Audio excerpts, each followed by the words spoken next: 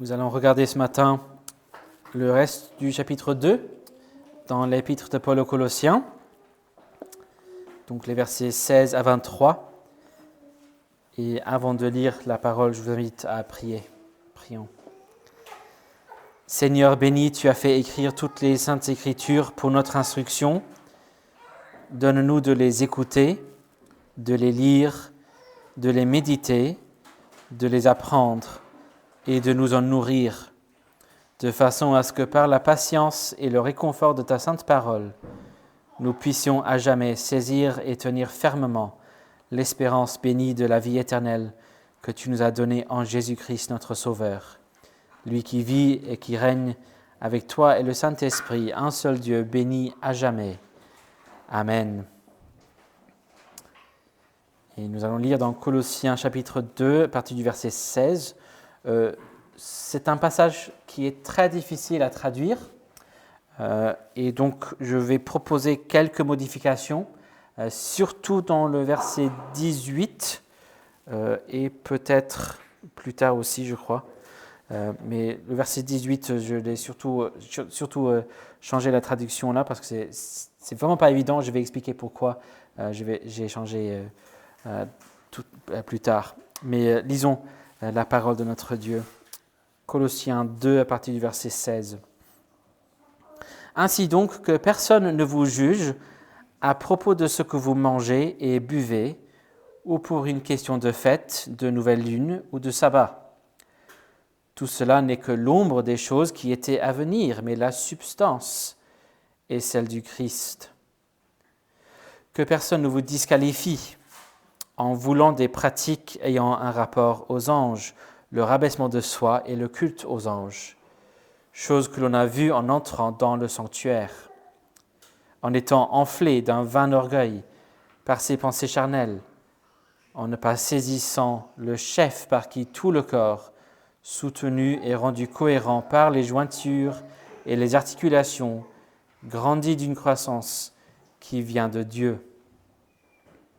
Si vous êtes morts avec Christ aux éléments du monde, pourquoi, comme si vous viviez dans le monde, vous laissez vous imposer ces règlements ? Ne prends pas, ne goûte pas, ne touche pas. Toute chose vouée à la corruption par l'usage qu'on en fait, selon les préceptes et l'enseignement humain, qui ont une apparence de sagesse, par le culte volontaire, le rabaissement de soi et le rigueur pour le corps, mais qui ne valent rien pour remplir ou satisfaire à la chair. L'herbe sèche et la fleur se fanent, mais la parole de notre Dieu demeure éternellement.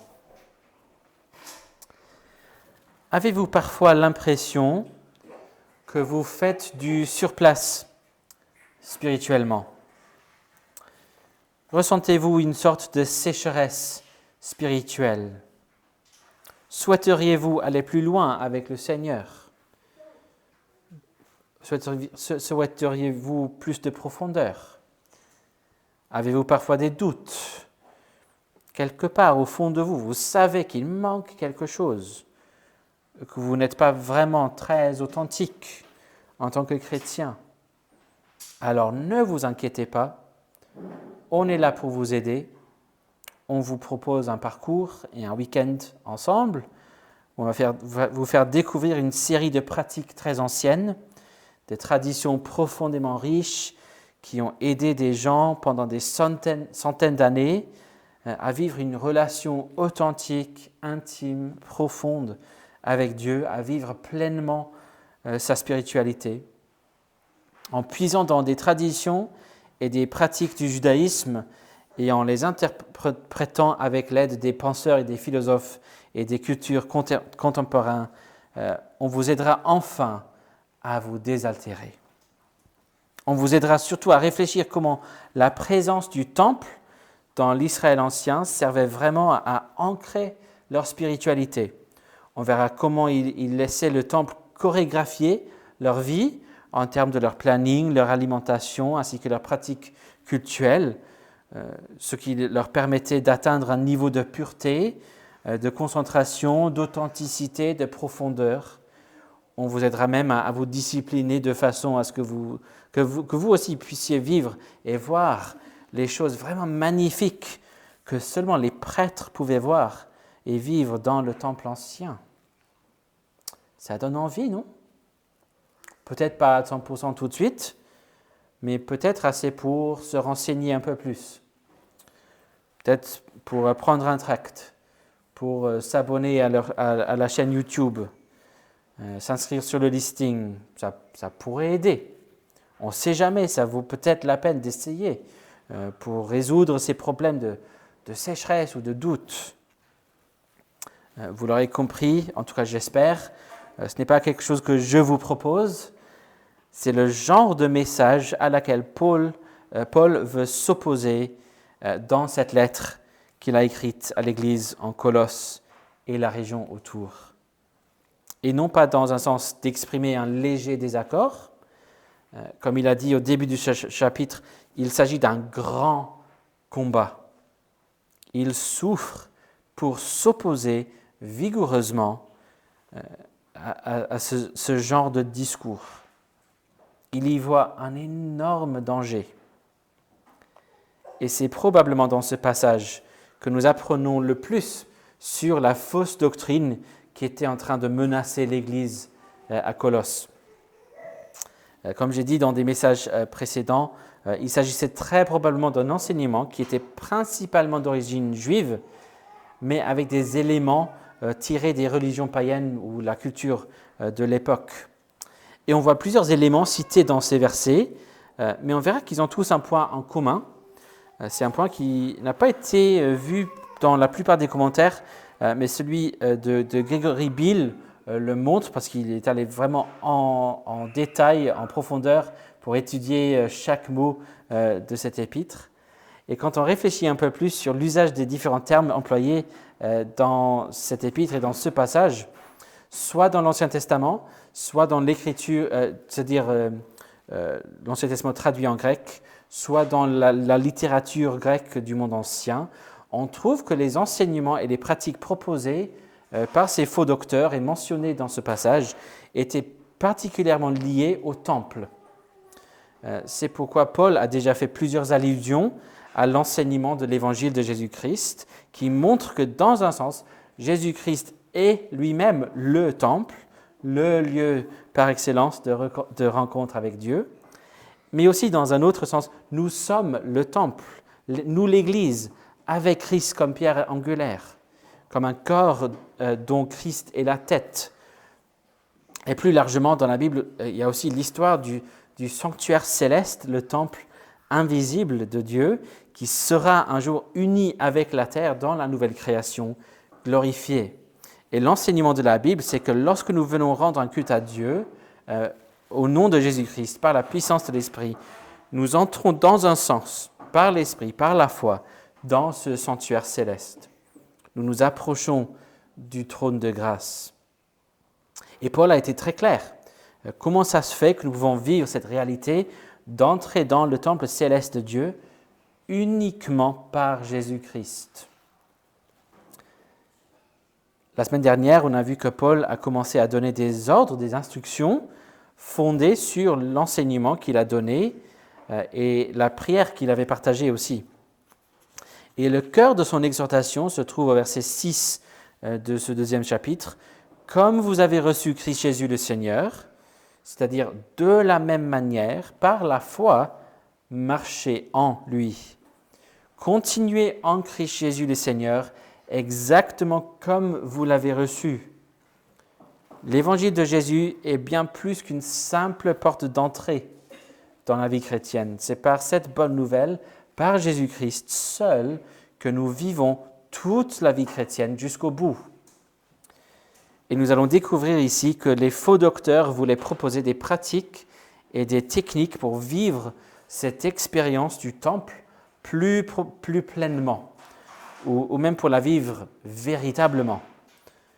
Ils jouaient sur les complexes, les doutes, les inquiétudes que vivaient les Colossiens et que des chrétiens en tout âge ont vécu.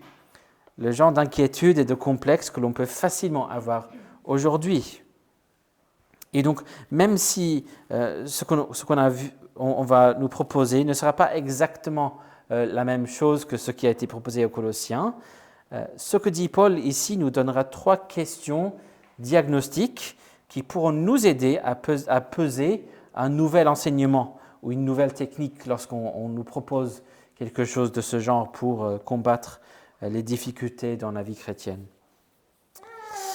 Donc, on découvre la première question diagnostique qu'on doit poser dans la première partie de ce passage, c'est-à-dire dans les versets 16 et 17. Et voici la question qu'on doit se poser. Quel rapport avec la substance? Quand on me propose quelque chose comme solution, quel rapport a-t-elle avec la substance? Alors, qu'est-ce que ça veut dire? Regardons le verset 16 qui commence en disant « Que personne ne vous juge ou ne vous condamne concernant ce que vous mangez et buvez ou dans des questions de fête, de nouvelle lune ou de sabbat. » Dans les repas après les cultes, sur quelques tables à l'église à Colosse, on commençait à entendre dans quelques conversations « Ah, vous mangez toujours du porc, vous ?» Ah non, nous, on a arrêté tout ça depuis qu'on a regardé le documentaire qui circule sur YouTube. Vous ne l'avez pas vu? Il faut absolument regarder. Mais en tout cas, nous, on a arrêté. On a trouvé que ça aide beaucoup pour chercher une sorte de pureté intérieure et une plénitude spirituelle. Et donc, nous, on a arrêté tout ça. Nous, mais vous faites comme vous voulez. Hein, mais nous, on ne fait pas ça. Bien évidemment, ce n'était pas une vidéo YouTube, mais je peux presque vous garantir que si ce genre de fausse doctrine arrivait à infiltrer notre Église ou une Église dans notre culture un jour, ce serait parce que quelqu'un l'a vu sur une vidéo YouTube. Je connais même des personnes qui ont été dupées par cette idée précisément grâce à des vidéos YouTube. Donc ça existe. En tout cas, de plus en plus de personnes dans l'Église se sentaient un peu jugés par ce genre d'idées. On sentait qu'on les regardait de haut un peu à cause de ce qu'ils mangeaient et ce qu'ils buvaient. Et plus que probablement, il était question de l'idée que le fait de maintenir et d'observer les lois alimentaires données à Israël sous l'Ancienne Alliance serait très bénéfique pour eux dans leur spiritualité. Sous l'Ancienne Alliance, c'était une des choses qui rendait une personne pure ou pas, et donc qui déterminait si on pouvait s'approcher du temple ou pas. Les impurs devaient rester éloignés du temple, les purs pouvaient venir jusqu'à la cour du temple. Et l'alimentation était une des choses qu'il fallait observer pour être pur. Donc, si vous vouliez profiter pleinement de l'accès que vous avez au sanctuaire céleste maintenant, ça vous aiderait aussi de manger cachère, n'est-ce pas? Et Paul dit justement non. Pareil pour les fêtes, les nouvelles lunes et les sabbats. Cette triade fête, nouvelle lune, sabbat apparaît très souvent tous les trois ensemble dans l'Ancien Testament et quasiment toujours pour parler soit de sacrifice, soit d'activité dans le temple. Donc non seulement pour parler des jours en eux-mêmes, mais pour parler de la vie liée au temple. Dans 2 Chroniques 2, verset 3, par exemple, lorsque Salomon se prépare pour bâtir le temple, il dit ceci, je cite, « Voici, je bâtis une maison au nom de l'Éternel mon Dieu, pour la lui consacrer, pour brûler devant lui le parfum odoriférant, pour présenter continuellement les rangées de pain et les holocaustes du matin et du soir, au sabbat, aux nouvelles lunes et aux fêtes de l'Éternel, notre Dieu, comme cela incombe pour toujours à Israël. » Donc ces faux docteurs encourageaient les Colossiens à observer le calendrier juif, surtout le calendrier qui touchait sur la vie du temple, et de le faire d'une façon particulière aussi. Peut-être en poursuivant les pratiques mentionnées plus tard, des pratiques un peu ascétiques, peut-être des jeûnes très extrêmes, etc. Mais que dit Paul par rapport à ça? Posez-vous la question, ces choses que l'on me recommande, est-ce qu'il me recommande la substance ou l'ombre? Quel rapport avec la substance? Les choses proposées ici sont des ombres. Paul utilise cette idée d'une ombre comme si Jésus, du point de vue du peuple de Dieu sous l'ancienne alliance, était déjà là au 1er siècle, dans l'avenir, en train de projeter une ombre sur leur présent, donc le passé pour Jésus. Donc il y avait une ombre projetée sur le peuple de l'ancienne alliance, et celui qui projette cette ombre, c'est Jésus. Donc il y avait des ombres, et c'était la seule façon de connaître Jésus à l'époque. Mais maintenant, la substance, la personne qui projetait cette ombre est venue. Et donc on savait qu'il était là, mais pour l'instant, on ne le voyait que son ombre. Le corps, la substance qui projetait cette ombre était Jésus-Christ. Et donc, si vous aviez le choix de faire la connaissance de quelqu'un en interagissant avec la personne elle-même ou uniquement avec son ombre, lequel choisiriez-vous? C'était tous des choses qui pointaient vers Jésus. Mais maintenant, Jésus lui-même est venu. Pensez un instant au monde que nous avions avant l'arrivée des smartphones. Pour certains, vous pouvez vous rappeler de ça. Pour d'autres, vous devrez vous contenter de l'imaginer. En tout cas, dans ce monde avant les smartphones, les gens portaient très souvent des photos de leurs proches dans leur portefeuille. Je suis sûr qu'il y a des gens qui le font encore. Mais imaginez un homme qui doit aller en déplacement quelques jours pour le boulot. Et avant son départ, son épouse lui donne une nouvelle photo de lui et toute la famille, lui, elle, les enfants, pour qu'il la garde dans son portefeuille. Et pendant tout le voyage, il garde cette photo. Et très souvent, pendant le voyage, il sort la photo pour la regarder et se réjouir de sa petite famille. Mais si, une fois rentré à la maison, il continuait à regarder juste la photo, tout en ignorant son épouse et ses enfants qui sont maintenant avec lui, devant lui, dans sa maison, alors on dirait qu'il y a un problème, non? Et puis, s'il allait rendre visite à un ami qui était en déplacement avec lui, mais qui, lui, a su laisser la photo dans le portefeuille pour profiter du temps avec sa famille, ce serait bizarre qu'il critique son collègue pour le fait d'avoir laissé sa photo dans son portefeuille, non? Et c'est ce qu'explique Paul ici. Quelqu'un qui vous condamne pour le fait d'avoir laissé la photo dans le portefeuille alors que votre famille est devant vous, c'est lui qui se trompe, non? C'était des ombres, mais vous avez la substance, Jésus-Christ. Alors on doit ouvrir une petite parenthèse ici. Est-ce que Paul est en train de dire que la 4e commandement, se souvenir du jour du sabbat pour le sanctifier, ne s'applique plus depuis la venue de Jésus? Il y a des gens qui interprètent ce verset et qui disent oui, la 4e commandement, le 4e commandement ne s'applique plus.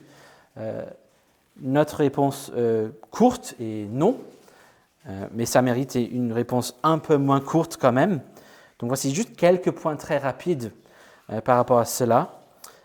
Un élément de réponse se trouve dans ce que j'ai déjà dit. Il s'agit ici de cette triade, une phrase qui désigne tout un système, un calendrier que l'on devait observer sous l'Ancienne Alliance lié au Temple et surtout ces pratiques du Temple. Donc c'est une phrase où les trois vont ensemble. Le fait qu'il s'agit de sabbat au pluriel pourrait vouloir dire qu'il s'agissait d'une sorte particulière de sabbat. Il se peut qu'il s'agisse d'une manière particulière d'observer le sabbat. Il se peut qu'il s'agisse du fait de continuer à observer le sabbat le dernier jour de la semaine, le samedi, plutôt que le dimanche, le premier jour, qui était devenu très vite le nouveau jour où les chrétiens se reposaient et rendaient culte à Dieu.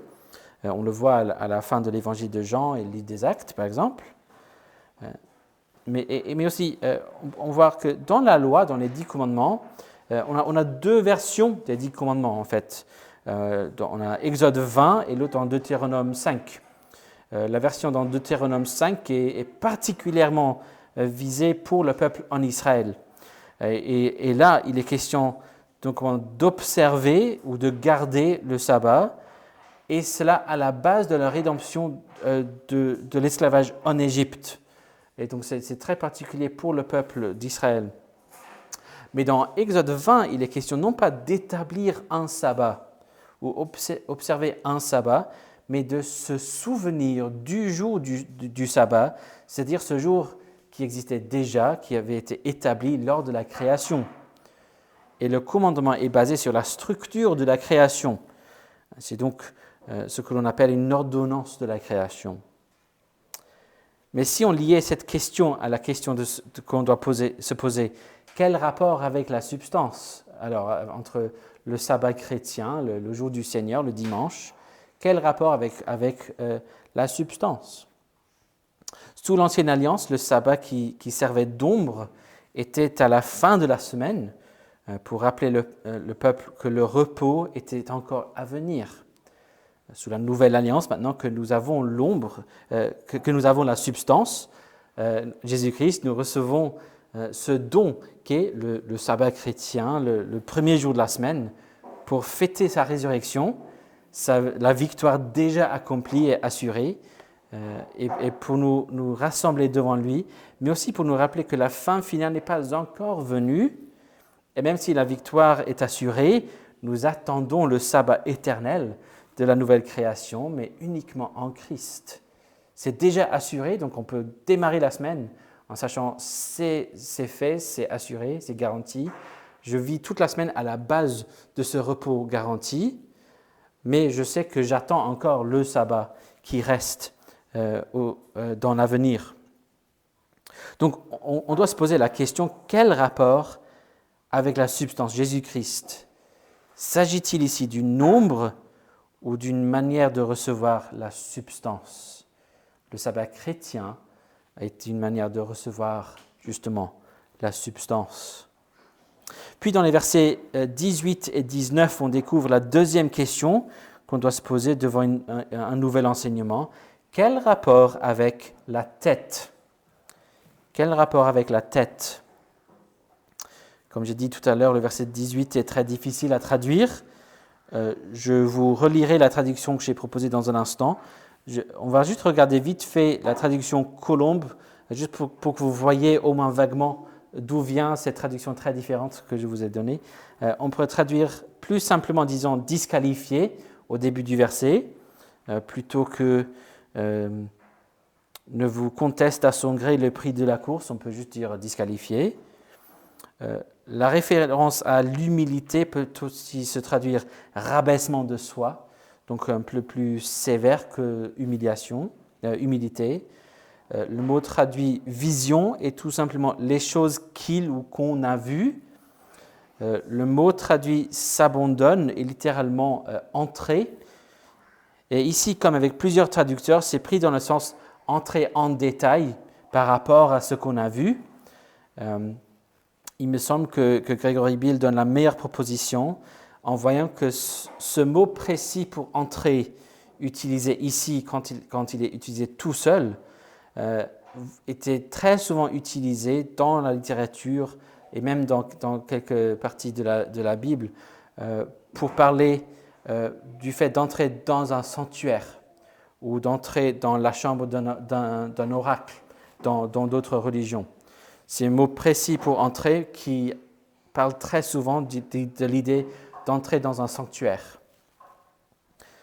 Donc voici donc la traduction que j'ai proposée. Que personne ne vous disqualifie en voulant des pratiques ayant un rapport aux anges, le rabaissement de soi et le culte aux anges, chose que l'on a vue en entrant dans le sanctuaire, puis en étant enflé d'un vain orgueil par ses pensées charnelles, et puis en ne pas saisissant le chef ou la tête, par qui tout le corps soutenu est rendu cohérent par les jointures et les articulations grandit d'une croissance qui vient de Dieu. Donc, voici une version possible de ce que disaient ces faux docteurs basés sur ce verset. Ils auraient pu dire peut-être, dans le temple ancien en Israël, seul le grand prêtre pouvait entrer dans le Saint des Saints. Et maintenant, c'est une possibilité pour nous tous en Jésus-Christ.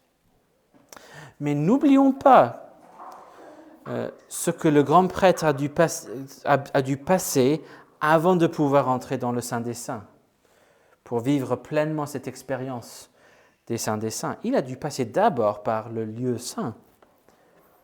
Et qu'est-ce qu'il y avait dans le lieu saint?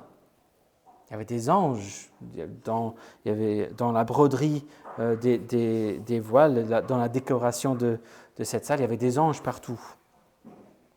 Et donc, si vous voulez vraiment participer et profiter pleinement de cette expérience du temple, du sanctuaire de Dieu, il faut chercher à voir et à vivre, à expérimenter, à louer même les anges. Et pour vous aider à faire ça, on a des disciplines qu'on peut vous proposer. Et comme ça, vous ferez vraiment partie des initiés. Pas comme les autres gens dans votre église qui restent dans leurs inquiétudes et leur vie un peu banale. Si on regarde le verset 18, il semble que ces disciplines étaient assez dures, assez sévères. C'était un rabaissement de soi, peut-être des jeûnes extrêmes, peut-être plus loin, peut-être des choses plus graves.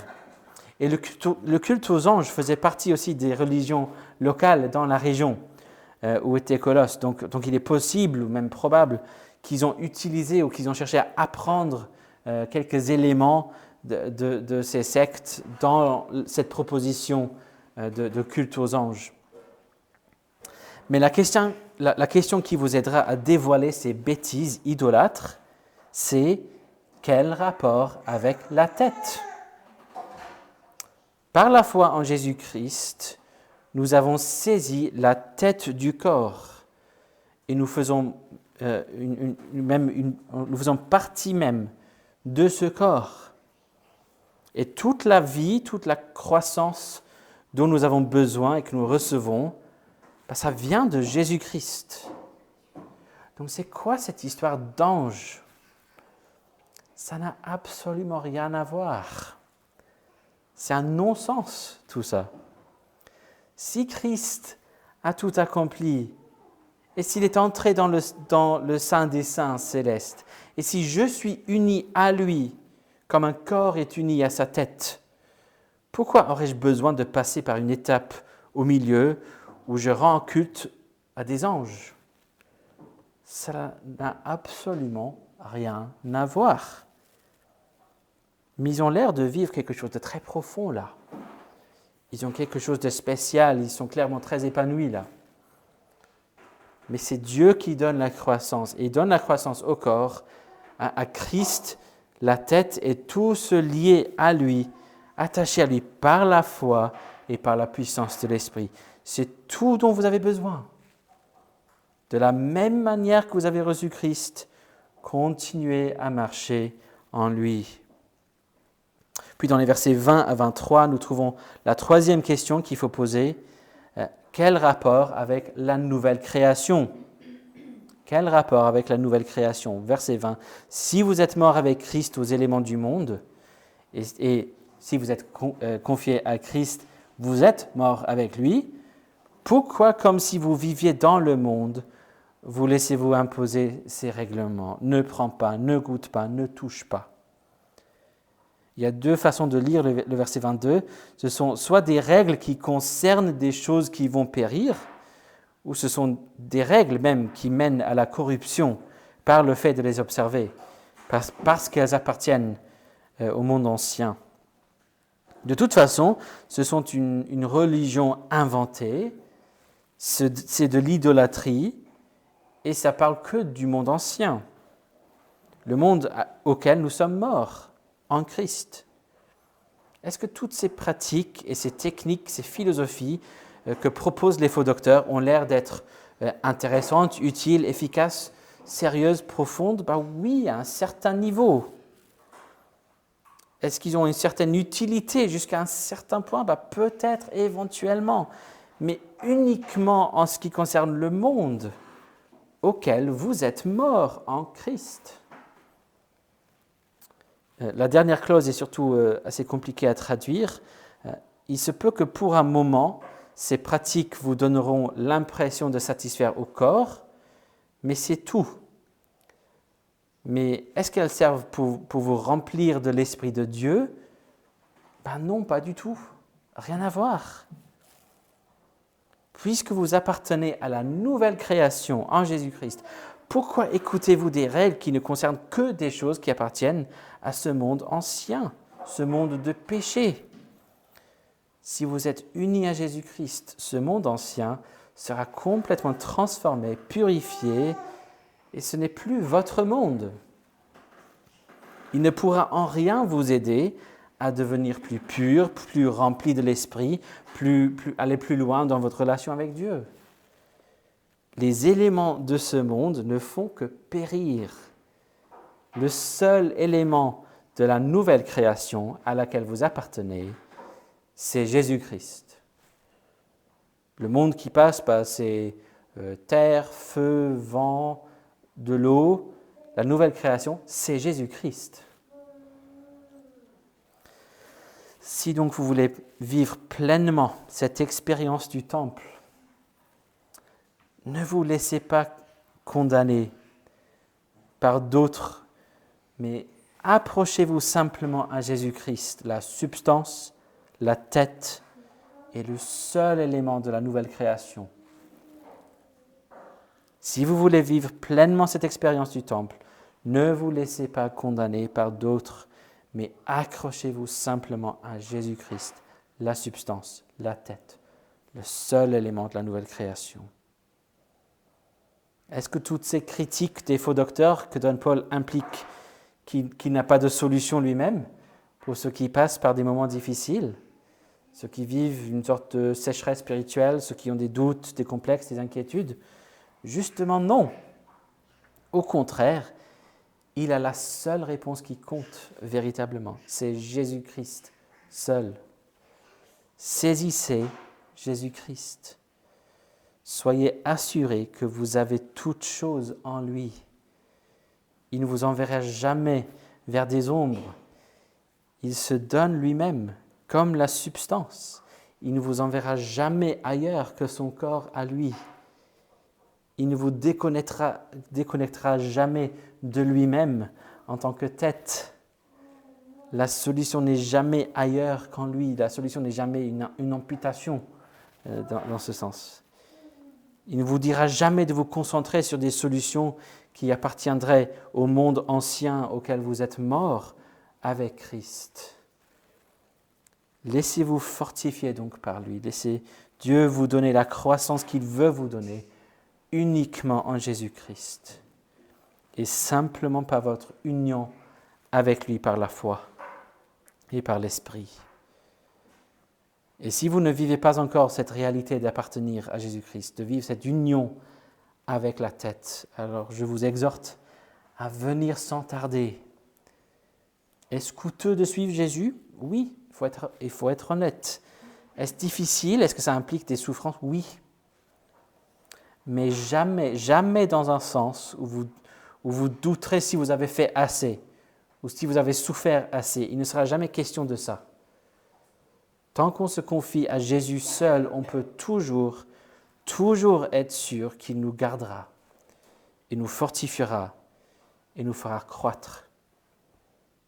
On n'aura jamais à l'impressionner par quoi que ce soit. On n'aura qu'à marcher dans la foi, la confiance par laquelle nous commençons, étant enracinés, fondés en Christ, affermis dans la foi et en abondant de reconnaissance envers ce Dieu et sa grâce merveilleuse. Amen. Prions. Notre Père, nous te remercions pour l'assurance que nous avons en Jésus-Christ, la tête, la substance et la nouvelle création. Merci parce que c'est lui qui est tout en tout. Tout est par lui, pour lui.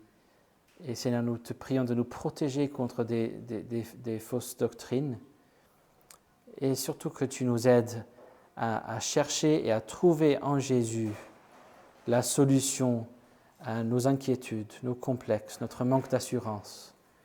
Donne-nous de venir à Jésus-Christ pour se laisser rassurer par toi. Donne-nous de ne pas aller dans d'autres directions pour chercher le réconfort qu'on cherche et que tu veux nous donner, mais uniquement Jésus-Christ. Protège-nous ainsi et donne-nous de te glorifier ainsi dans toute notre vie. Au nom puissant de Jésus-Christ. Amen.